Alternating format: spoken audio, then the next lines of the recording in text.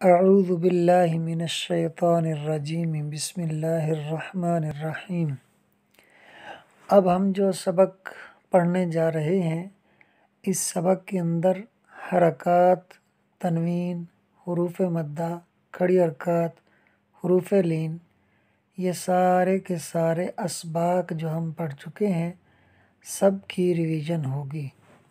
تو ہم نے ان سب کا لحاظ کرتے ہوئے اس سبق کو پڑھنا ہے۔ تو میں سبق کا آغاز کرتا ہوں۔ قاف الف زبر قا۔ دیکھیں یہاں الف سے پہلے قاف کے اوپر زبر ہے، اور قاعدہ یہ ہے کہ الف سے پہلے زبر ہو تو الف مدہ ہوگا، لہٰذا یہاں پر الف مدہ ہوگا۔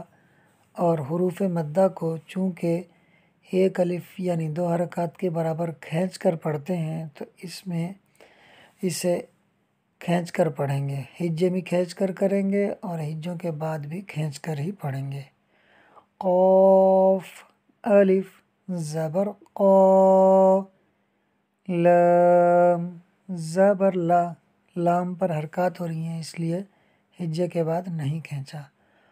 قال صاد زیر سی، صاد کے نیچے زیر ہے یعنی حرکات ہیں اس لیے اسے نہیں کھینچا۔ را الف زبر را، دیکھیں یہاں الف سے پہلے را پر زبر ہے، الف مدہ ہو رہا ہے اس لیے را کو کھینچا ہے۔ اب ملائیں گے۔ صرا تا زبر تا، تا پر حرکات ہیں اس لیے ہجے کے بعد نہیں کھینچا۔ صراط قال صراط، آگے دیکھیے۔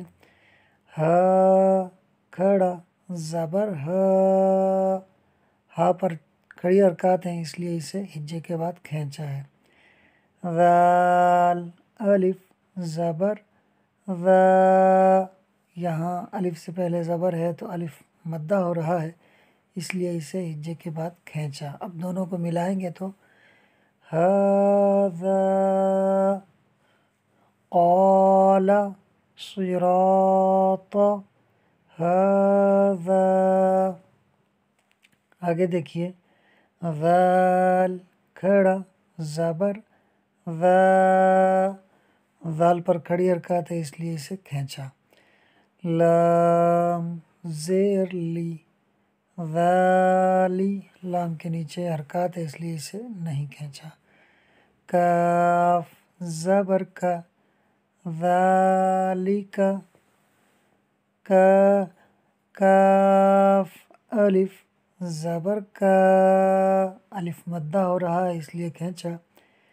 نون واو پیش نو، دیکھیں یہاں واو ساکن سے پہلے نون پر پیش ہے، اور قاعدہ یہ ہے کہ واو ساکن سے پہلے پیش ہو تو واو مدہ ہوتا ہے، تو یہاں پر واو مدہ ہوگا۔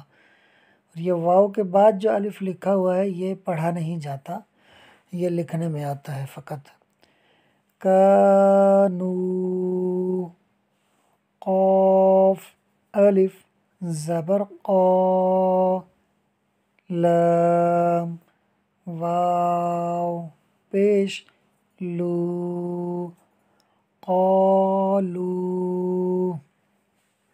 اب تمام حروف میں ایک ساتھ پڑھ دیتا ہوں تمام الفاظ۔